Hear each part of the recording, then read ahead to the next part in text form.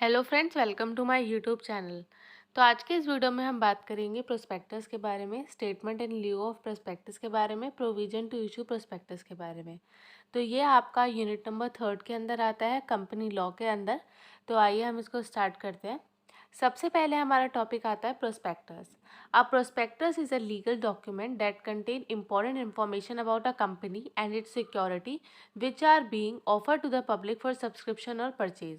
अब प्रोस्पेक्टस क्या होता है ना, ये एक लीगल डॉक्यूमेंट होता है जिसके अंदर वो सभी इंफॉर्मेशन यहाँ पे मेंशन की जाती है जो भी आपके कंपनी के रिलेटेड है, जैसे कि सिक्योरिटीज़ कितनी है और कितनी सिक्योरिटीज़ यहाँ पे पब्लिक को ऑफर की जाएगी, पब्लिक के लिए कितनी सब्सक्रिप्शन वहाँ पे रखी जाएगी, उसका परचेज किस तरीके से होगा। तो ये सभी इंफॉर्मेशन ये जो प्रोस्पेक्टस होता है ना, ये कैरी करता है। अब मैं आपको एक एग्जांपल देती हूँ। जैसे आप कभी भी किसी कॉलेज के अंदर एंटर करते हैं, तो आप किसी भी कॉलेज के अंदर जाने से पहले उसका एक प्रोस्पेक्टस पढ़ते हैं।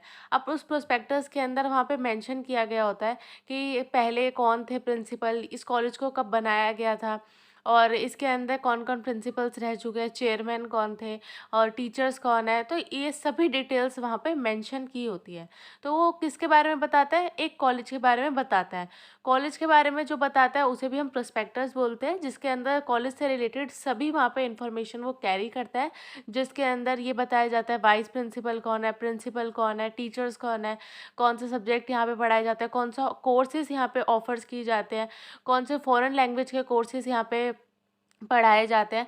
तो ये सभी जो इन्फॉर्मेशन कैरी करते हैं किसी भी कॉलेज की, तो उसको हम प्रोस्पेक्टस बोलते हैं। उसी तरह से जब भी हम किसी कंपनी के बारे में बात करते हैं, तो कंपनी के केस के अंदर भी हमारा ये प्रोस्पेक्टस जो होता है, ये एक लीगल डॉक्यूमेंट होता है, जिसके अंदर वो सभी इन्फॉर्मेशन को वहाँ पे सभी इम्पोर्टेंट इन्फॉर्मेशन को वो कैरी करता है। According to section 2 subsection 70 of the companies act 2013। अब प्रोस्पेक्टस के बारे में कहाँ पे लिखा हुआ है? सेक्शन 2 सबसेक्शन 70 के अंदर लिखा हुआ है और ये आपका कंपनीज एक्ट 2013 के अंदर आता है। Prospectus mean any document described और इशूड एज अ प्रोस्पेक्टस। अब प्रोस्पेक्टस का क्या मतलब होता है? ये एक ऐसा डॉक्यूमेंट होता है जिसको हम इशू करते हैं ना, जब भी हमारा कोई शेयर निकालते हैं हम पब्लिक के लिए, तो इस टाइम पे हमें प्रोस्पेक्टस वहाँ पे इशू करना ही पड़ता है। And includes a red herring prospectus refer to in section 32। अब प्रोस्पेक्टस के अंदर यहाँ पर क्या इंक्लूड करता है? हमारा एक रेड हेयरिंग प्रोस्पेक्टस भी आता है, जिसके बारे में अभी हम नेक्स्ट वीडियो में देखेंगे। रेड हेयरिंग प्रोस्पेक्टस ये जो होता है आपका सेक्शन 32 के अंदर इसके बारे में बताया गया है। प्रोस्पेक्टस के अंदर साथ में आपका शेल्फ प्रोस्पेक्टस भी आता है, जो आपका सेक्शन 31 के अंदर यहाँ पे मेंशन है। और any notice, circular, advertisement or other document inviting offer from the public for the subscription or purchase of any security of a body corporate। अब प्रोस्पेक्टस के अंदर ये एक ऐसा डॉक्यूमेंट होता है जो आपका जब भी कोई कंपनी इशू करती है ना, कोई भी उनको शेयर्स वगैरह निकालने होते हैं पब्लिक के लिए, तो वो क्या करती है, उसके अंदर सभी डिटेल्स को वहाँ पे मेंशन करती है, जिसके अंदर वो रेड हेयरिंग प्रोस्पेक्टस के बारे में भी बताती है, शेल प्रोस्पेक्टस भी आता है। कंपनी को अगर कभी नोटिस, सर्कुलर, एडवर्टीजमेंट या कोई भी ऐसा डॉक्यूमेंट निकालना होता है जो भी जब वो इनवाइट करती है पब्लिक को, तो इन सभी केसेस के अंदर वो क्या करती है, यहाँ पे प्रोस्पेक्टस को वहाँ पे निकालती है। अभी प्रोस्पेक्टस किसके लिए निकाला जाता है? पब्लिक के लिए। अब इसके बाद में आता है is it necessary to issue prospectus, कि जो हम प्रोस्पेक्टस के बारे में पढ़ रहे हैं, क्या ये ज़रूरी है कि प्रोस्पेक्टस को यहाँ पे आपको इशू करना ही पड़ेगा? तो अब यहाँ पे हम पढ़ते हैं, whether the issue of prospectus is compulsory और not depend on the form and condition of the company. अब आपका जो प्रोस्पेक्टस है ये इशू करना कंपल्सरी है या नहीं है, ये डिपेंड करता है आपका कि आपका जो फॉर्म ऑफ बिजनेस है ना, वो किस टाइप का है। आप बिजनेस जो चला रहे हो वो किस टाइप का है, पब्लिक है आपका या प्राइवेट कंपनी है। तो इन दोनों ही केसेस के अंदर ये देखा जाता है कि आपका फॉर्म ऑफ बिजनेस कैसा है। तो उससे उसके बाद में हम ये देखते हैं कि आप प्रोस्पेक्टस आपके लिए इशू करना इम्पोर्टेंट है या नहीं। अब हम पब्लिक लिमिटेड कंपनी का केस के बारे में सबसे पहले पढ़ते हैं। Ordinarily it is necessary to issue a prospectus and if does not issue prospectus then statement in lieu of prospector are issued. अब पब्लिक कंपनी के केस में क्या बताया गया है कि जब भी हम पब्लिक लिमिटेड कंपनी के अंदर अगर कोई भी हम यहाँ पे शेयर्स को इनवाइट करते हैं पब्लिक के लिए, तो उस केस के अंदर यहाँ पे हम लोगों को प्रोस्पेक्टस का इशू करना बहुत इंपॉर्टेंट है। और अगर हमने प्रोस्पेक्टस को इशू नहीं किया है तो प्रोस्पेक्टस की जगह पे यहाँ पे statement in lieu of prospectus को इशू यहाँ पे करना ही पड़ेगा।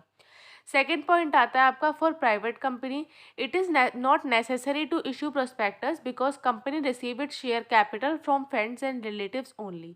अब प्राइवेट कंपनी के केस में क्या होता है, क्योंकि वो प्राइवेट कंपनी है, वो लोग पब्लिक के लिए वहाँ पे शेयर्स को इशू कर ही नहीं रहे। वो उन लोगों ने शेयर्स जो है वो पब्लिक के लिए नहीं निकाले। अगर उनको फंड रेज करना होता है तो वो किससे करते हैं, या तो फैमिली से कर लेते हैं या फिर रिलेटिव से वहाँ पे कर लेते हैं। अगर वो लोग पब्लिक के लिए करेंगे तो उनके लिए भी वहाँ पे नेसेसरी हो जाएगा। बट वहाँ पे प्राइवेट के केस में वो लोग फ्रेंड्स रिलेटिव से करते हैं, तो इस केस के अंदर यहाँ पे आपका प्रोस्पेक्टस को इशू करना इम्पोर्टेंट नहीं होता। Special condition, when issue of prospector is not compulsory for public company. अब हमने ये तो पढ़ा कि पब्लिक कंपनी के केस में प्रोस्पेक्टस को इशू करना कंपल्शन है। अगर कौन सी ऐसी कंडीशंस होती है जब यहाँ पे ये जो होता है प्रोस्पेक्टस को इशू करना कंपल्सरी नहीं होता। तो यहाँ पे आपके तीन कंडीशंस बनती है। Where the share of debentures are offer to existing holder of shares और debentures by way of right. अब इसके अंदर होता है जब भी हम अपने शेयर्स या फिर जो डिबेंचर्स है ना वो किसके लिए कर रहे हैं, जो भी हमारे कंपनी के अंदर पहले से ही एग्जिस्टिंग आपके जो शेयर्स और डिबेंचर होल्डर्स हैं, हम उन्हीं को वहाँ पे इशू कर रहे हैं। तो इस टाइप के इशूज़ को हम बोलते हैं राइट इशू। अगर हमारा राइट इशू का केस है, इसके अंदर होता है जितने भी आपके एग्जिस्टिंग होल्डर्स होते हैं ना, आप उन्हीं लोगों को वहाँ पे फिर से इशू कर रहे होते हो। तो इस कंडीशन के अंदर आपको प्रोस्पेक्टस को इशू करना यहाँ पे कंपलसरी नहीं होता। सेकंड केस आता है आपका where the issues relate to share और debenture which are or to be uniform in all respect with share और डिबेंचर प्रीवियसली इशूड। इसके अंदर आता है कि जो भी आपने शेयर और डिबेंचर के बारे में जितनी भी इन्फॉर्मेशन है ना, वो आपने पहले ही उसके लिए वहाँ पे प्रोस्पेक्टस को इशू कर रखा है। बट अगर आप दोबारा से अगर कोई आपकी फिर से आपके शेयर्स के वहाँ पे ऑफरिंग निकली, तो दोबारा से आपको यहाँ पे करने का वहाँ पे कोई सेंस नहीं बनता आपने, क्योंकि एक बार ही इशू ऑफ प्रोस्पेक्टस वहाँ पे कर रखा है। इसके बाद आपका थर्ड पॉइंट आता है व्हेन शेयर और debenture are not offer to the public. मतलब आपने पब्लिक के लिए तो उसको इशू ही नहीं किया, पब्लिक के लिए आपने निकाल ही नहीं रहे हो जब शेयर्स और डिबेंचर को, तो यहाँ पे प्रोस्पेक्टस का इशू करना भी यहाँ पे कंपलसरी नहीं होता। क्योंकि पब्लिक के लिए नहीं है, मतलब आप अपने फैमिली या फिर फ्रेंड्स रिलेटिव्स हो गए, इन लोगों के लिए आपने जो है शेयर्स इसके लिए निकाला है, शेयर्स को या डिबेंचर्स को, तो उस कंडीशन के अंदर प्रोस्पेक्टस का इशू करना आपका कंपलसरी नहीं होता। इसके बाद में आता है आपका statement in lieu of prospectus. अब statement of lieu of prospectus क्या होता है, when the public company does not invite public to subscribe for its share but against to get money from private sector, it need not to issue a prospectus to the public। इस condition के अंदर ये देखा जाता है कि जब भी कोई पब्लिक कंपनी होती है ना, वो इनवाइट करती है पब्लिक को सब्सक्राइब करने के लिए शेयर्स को, बट उसके पास क्या है, पैसा नहीं है, वहाँ पे प्राइवेट सेक्टर से फंड रेज करने का पैसा नहीं है। तो उसके लिए क्या बन जाता है, पब्लिक के लिए वो कर रही है ना, इशू कर रही है कोई भी शेयर्स या डिबेंचर वो निकाल रही है। तो उस कंडीशन के अंदर अगर उसने प्रोस्पेक्टस वहाँ पे नहीं निकाले हैं, तो प्रोस्पेक्टस की जगह पे स्टेटमेंट इन ल्यू उसको वहाँ पे निकालना ही पड़ेगा। Statement in lieu of prospectus के अंदर भी वो सभी इन्फॉर्मेशन को वहाँ पे कैरी करता है, वहाँ पे सभी डिटेल्स वगैरह वहाँ पे ऑलरेडी वहाँ पे मेंशन होती है। In this scenario, the promoters are required to prepare a draft prospectus known as statement in lieu of prospectus। जो भी हमने कंडीशन यहाँ पे पढ़ी है, अगर इस टाइप की कंडीशंस वहाँ पे निकलती है, तो उस कंडीशन के अंदर जो प्रमोटर्स होते हैं ना, उनको वहाँ पे प्रिपेयर करना पड़ता है एक ड्राफ्ट, जिसको हम यहाँ पे बोलते हैं statement in lieu of prospectus.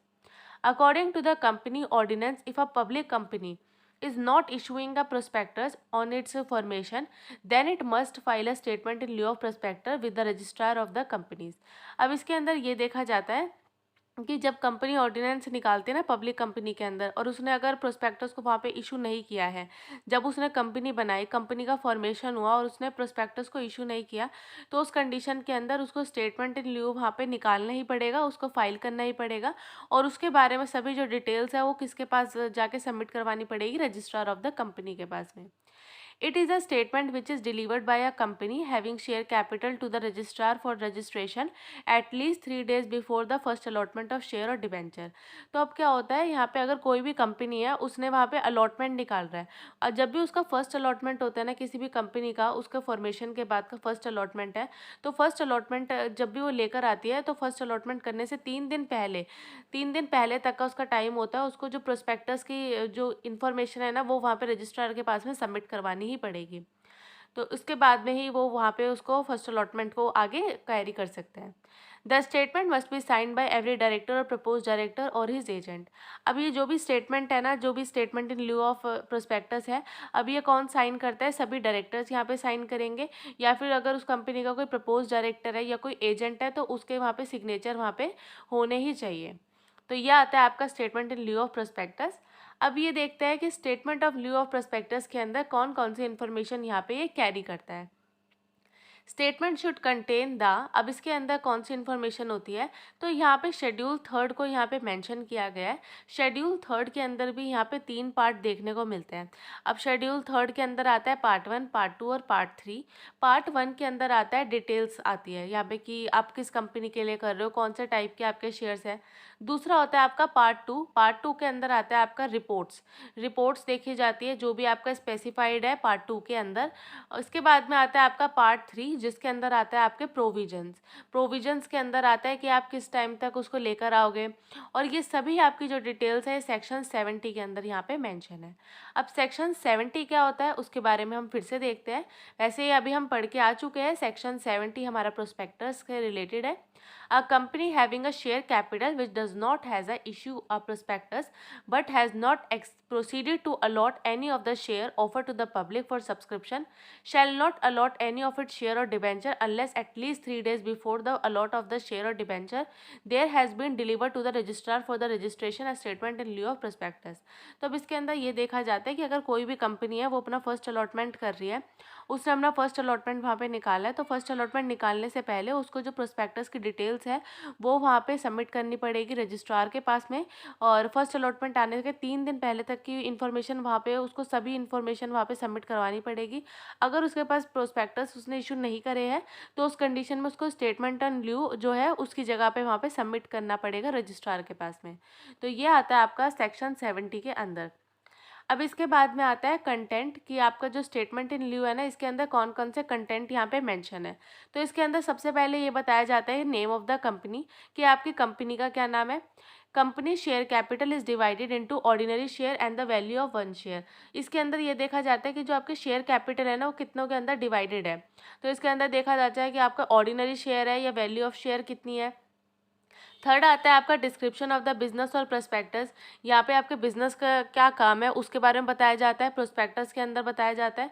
Fourth आएगा आपका name, address, roles and responsibility of proposed and appointed director, officer, appointed lawyer and company secretary.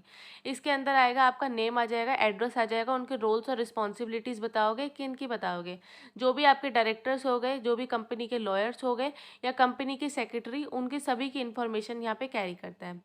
फिर आता है आपका provision regarding the appointment and the remuneration of above officer of the company. इसके अंदर देखा जाता है कि जितने भी उनसे प्रोविजन है ना अपॉइंटमेंट के, कि उनको कब अपॉइंट करेंगे और उनको कितनी रेम्यूनरेशन देंगे, उनकी सैलरी कितनी होगी, वो सब यहाँ पे मेंशन होना चाहिए। Voting right during the companies meeting, उनको वोटिंग राइट कितना होगा और किस पर्सन के पास कितना वोटिंग राइट वहाँ पे अवेलेबल होगा।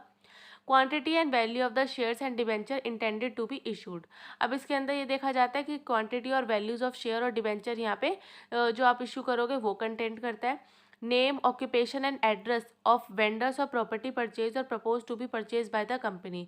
नेम और ऑक्यूपेशन हो गया, एड्रेस हो गया आपके वेंडर्स का, प्रॉपर्टी का परचेज जो आपने किया, तो वो सब इन्फॉर्मेशन यहाँ पे आएगी। Amount payable in cash, share और debenture to each vendor of the property. अब जो आपका वेंडर ऑफ द प्रॉपर्टी है ना उसको आप किस तरीके से पे करोगे, कैश में कर रहे हो, शेयर में कर रहे हो, डिबेंचर में कर रहे हो, तो ये सभी इन्फॉर्मेशन ये आपके प्रोस्पेक्टस के अंदर ये कैरी करता है। तो ये था आपका statement in lieu of prospectus. तो इसी के साथ में जो आपका प्रोस्पेक्टस का टॉपिक है वो यहाँ पे कंप्लीट होता है। और इसके बाद में आपका एक और टॉपिक है जिसके अंदर ये देखा जाता है कि कितने टाइप्स के यहाँ पे जो आपके प्रोस्पेक्टस है वो कितने टाइप्स के होते हैं, और साथ में आएगा आपका मिस स्टेटमेंट ऑफ प्रोस्पेक्टस। तो वो हम नेक्स्ट वीडियो में यहाँ पे उसके बारे में पढ़ेंगे। आज की वीडियो में बस इतना ही। अगर आपको मेरी वीडियो अच्छी लगी हो तो प्लीज़ लाइक करें, चैनल पे नए हो तो आप सब्सक्राइब करें और आप मेरी वीडियो को ज़्यादा से ज़्यादा शेयर करें। Thank you so much for watching.